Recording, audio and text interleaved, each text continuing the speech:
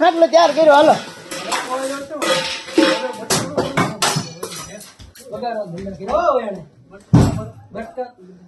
કાંઈ આમાં યાર નહીં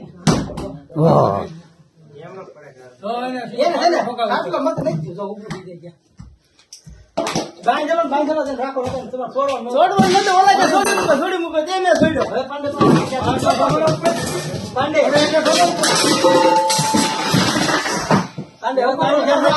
ચાર પાંચ જણા આપણે થાય 2 જણા 8 મહિનો રે 2 જણા 8 મહિનો રે બધા આવે સરસ